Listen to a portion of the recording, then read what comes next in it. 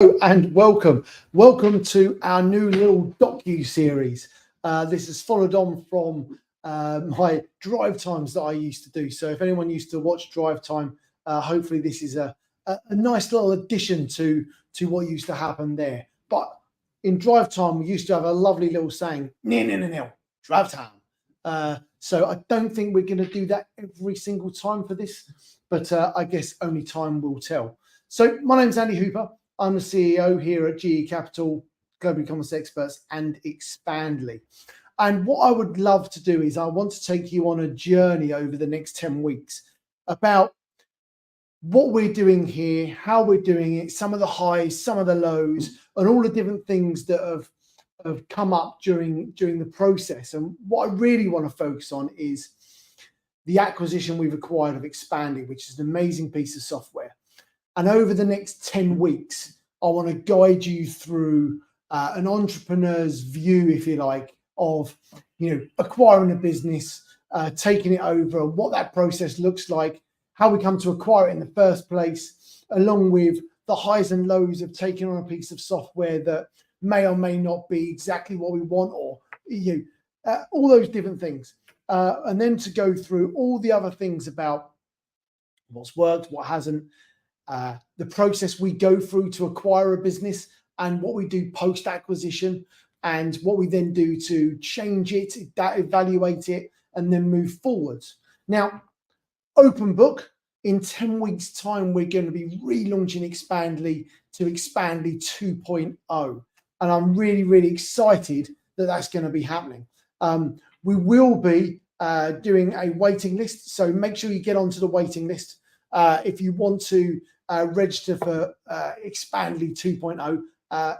But more to come on that, more to come. But so today what we're going to talk about is why and how we ended up acquiring Expandly, how we got to that in the first place, and what we're looking to do as an overview and the lessons from the acquisition phase. So thank you very much for joining me. Hopefully this will be something you can learn from, something you can listen to, and something you'll be able to put into practice in your own business journey. So let me take you right back to 2 years ago, 18 months ago, when we're organically growing, and we could see that our organic growth was slowing. So many of you will know that I've got a podcast called Business Insider Secrets, which I started during lockdown. And on that podcast, I interviewed someone called Darren Jacobs, who talked to us about how he was acquiring businesses to grow. Now, this was a bit of an eye-opener to me, because what Darren talked about was, instead of growing and putting a sales team in place to grow and sell to new clients, you go and buy a business that's already got your clients and add that into the group. I was pretty fascinated by this approach. So that was 2 years ago, 2.5 years ago. I can't remember when the exact podcast was, but you can go and see that on YouTube and on all your favorite podcast channels. And it was really interesting to learn what process someone had gone through, how that had worked, and what you need to do to make that work. So about 6 months later, when I was looking at how do we scale and grow the business, I started thinking about acquisitions and what that looked like. And I think the tip and golden rule for me here is always about educating yourself and learning about what other people are doing in business. Because what other people are doing in business is really, really important. Stand by 1 second.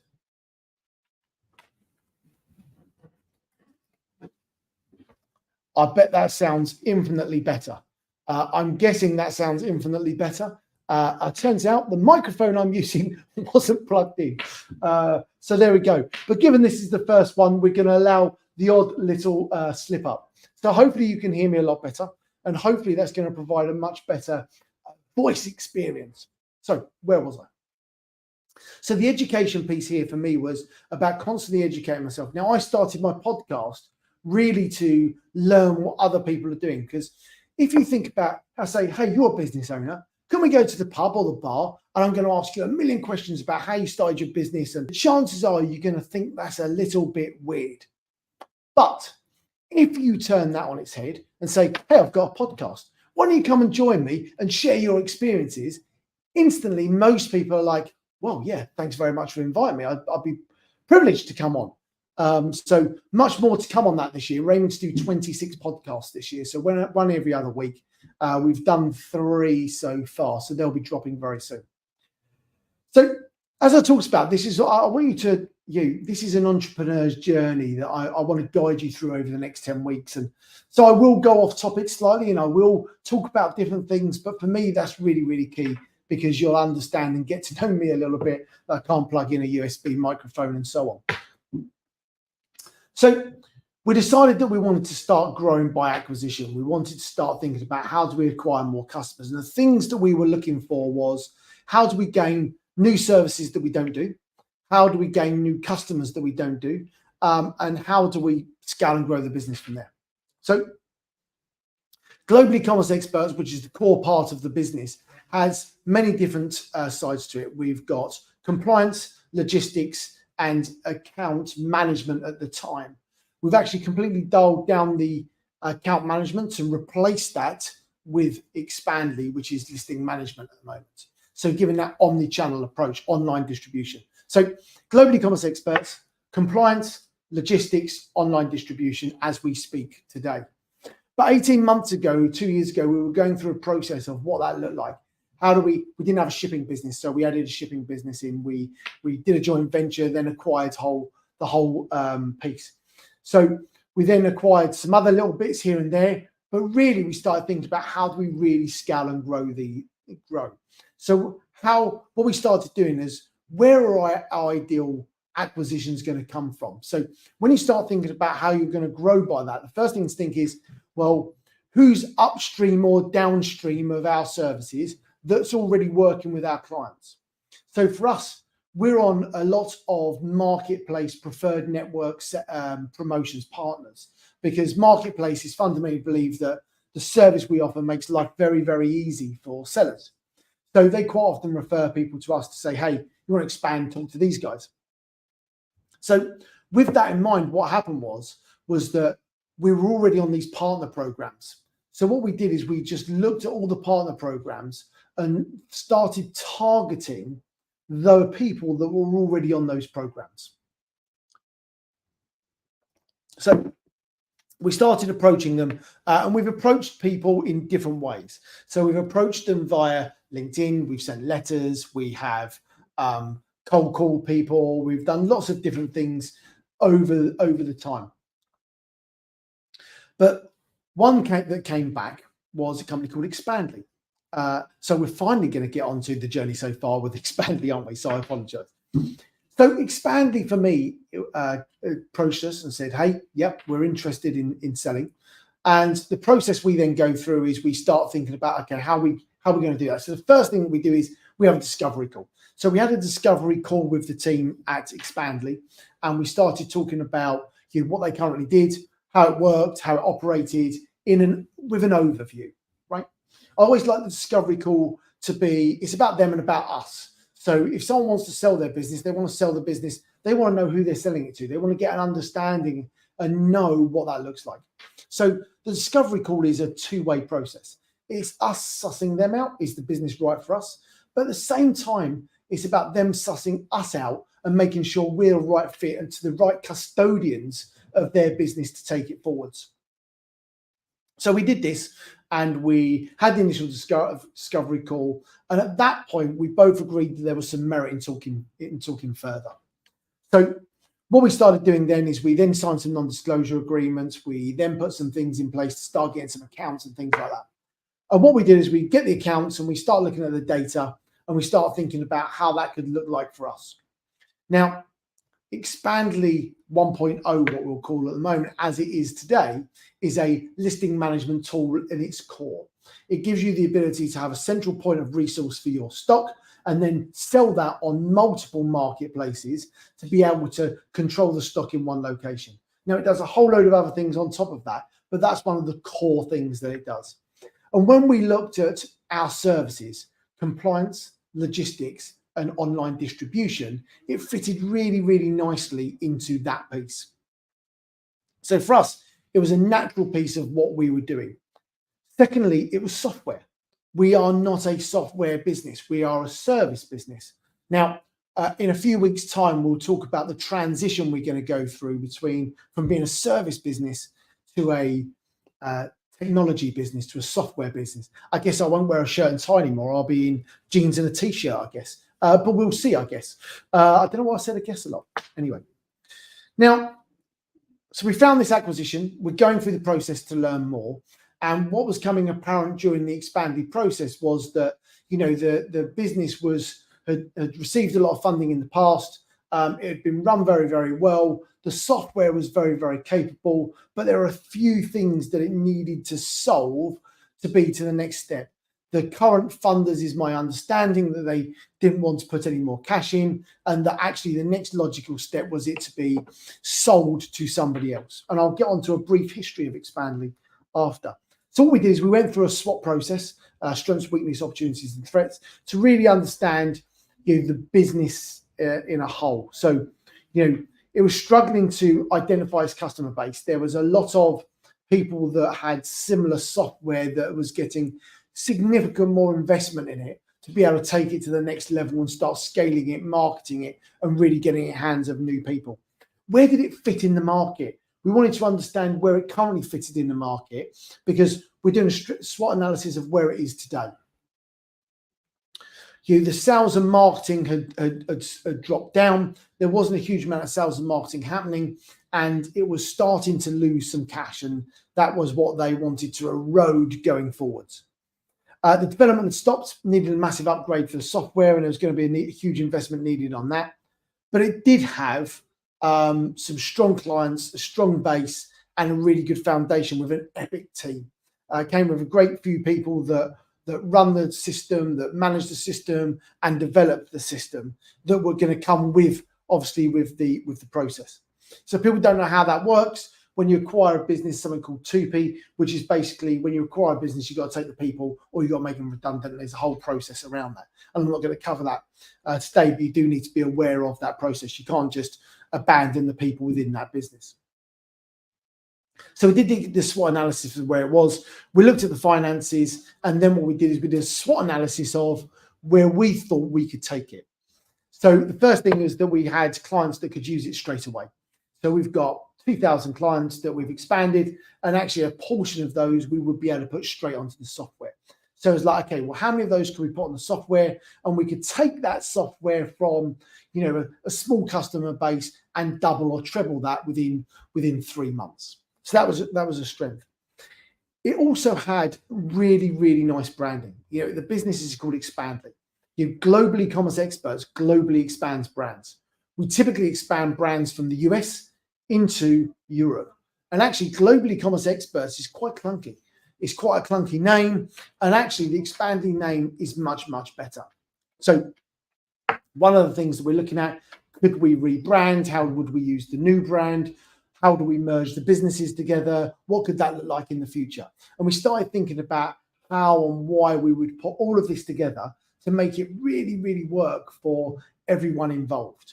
And I think that when we started piecing together, okay, what does this Expandly do? What could it do, and where could we get it to in order to make it a success, was really what we started focusing on. So we were still in the negotiation phase and due diligence stage of understanding the software and what we could do with it. Now, during the due diligence stage, what you're looking for is making sure that the numbers are what people are saying the numbers are. You're finding solicitors that can agree heads of terms, they can agree contracts, start drawing those things up and start agreeing those. Now, what we tend to do is agree up front heads of terms of what that look like. So, hey, this is what we want to do. We want to buy the business for this much. This is what it would look like, and off we go. So that all started happening.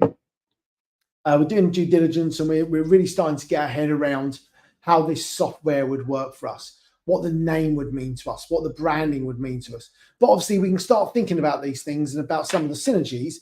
But obviously, until you've got the acquisition over the line, a lot of that is secondary. You need to have an understanding of what you want to do with it after, and you need to make sure it's going to fit in with everything you're going to do. But actually, you need to be really focused on actually, is it right? Would it be a good fit? and can you get it over the line? Because we speak to a lot of people about acquiring their businesses, but actually getting them over the line can be difficult at times, and that could be sellers, that could be us, there could be a lot of different things that come into the mix in order to make those things work. So that's where we got to with Expandly. We agreed heads of terms, and then it took 6 months to get all the parties agreed, because there was a huge number of shareholders, because it had been backed, had private equity and VC type funding. There was lots of shareholders involved. There was lots of people that needed to be agreed. So what we did is we did an asset sale where we purchased the assets of the business. For those that are listening that are unsure on what that looks like, typically you've got two types of purchase. You've got a share purchase where you acquire the whole business, including the name, the limited entity, and everything that goes with it, and all the liabilities. Or you can buy the assets, which means you're taking the key parts of the business.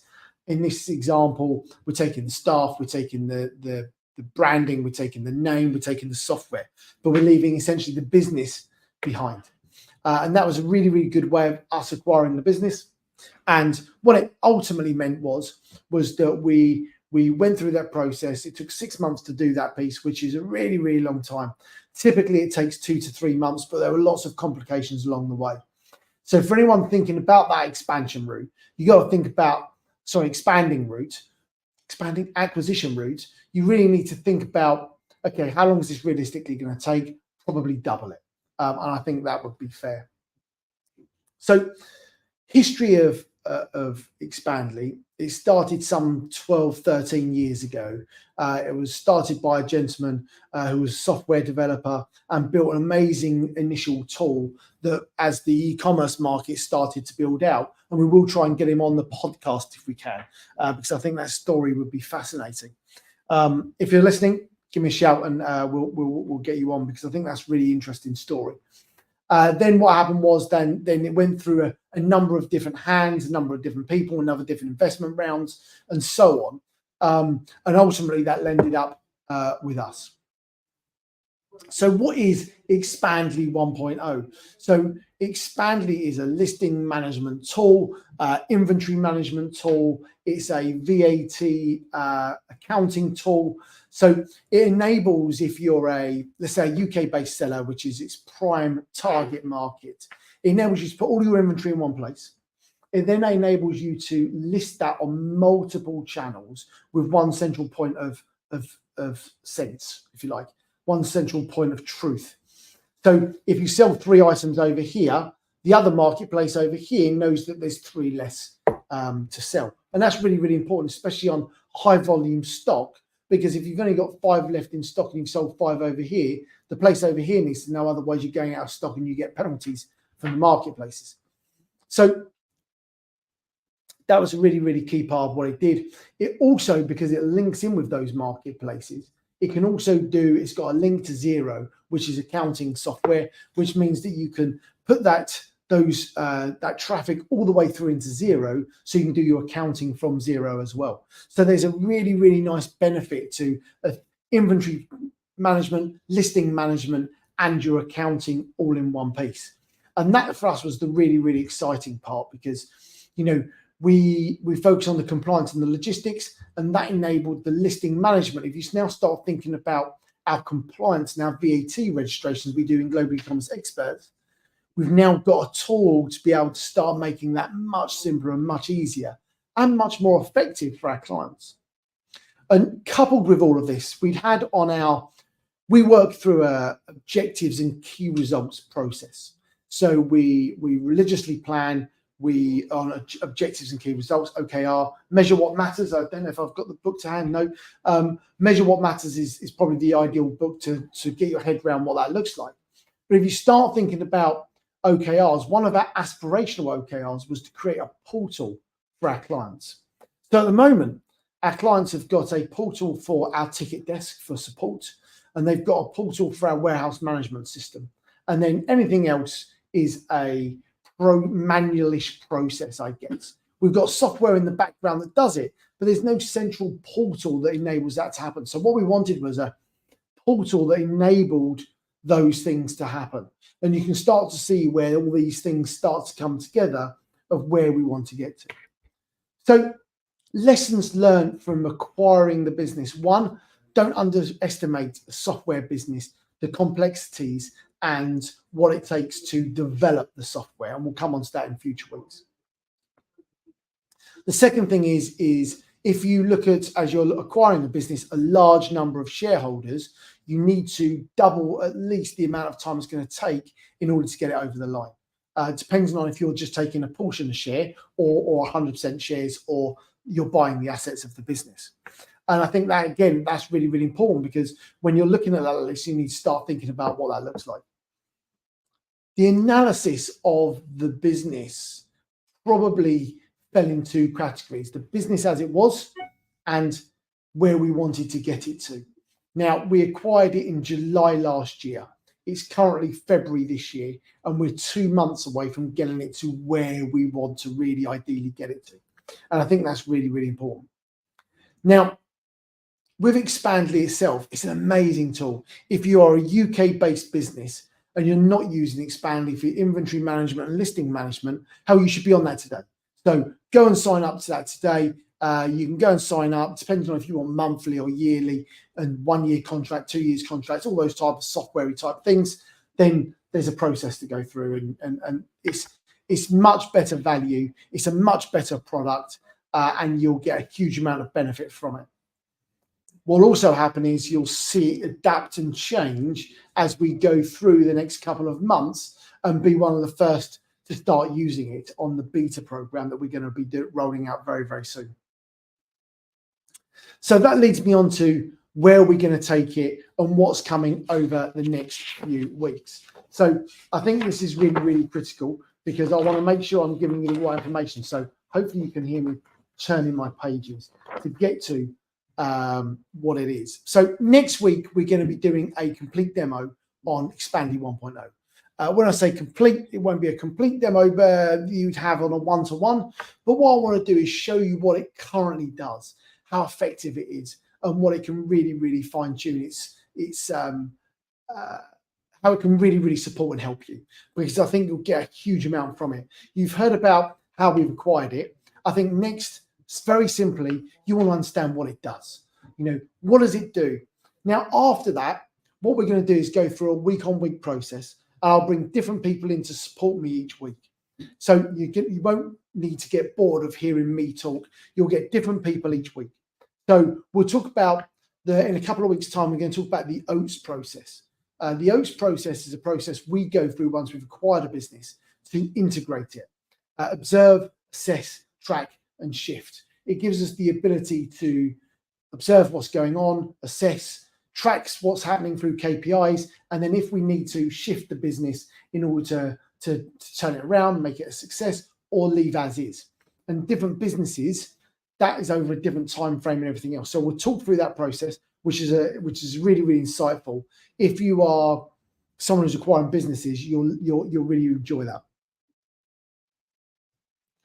After that, what we're going to lead into is where did we come up with this new portal idea?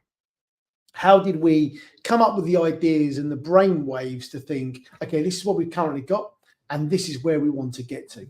What does that look like, and how are we going to do that to give that new portal vision, so you can start thinking to yourself, I get that. Okay, how am I going to use that? Could I use that? And that portal will come onto the idea, the concept.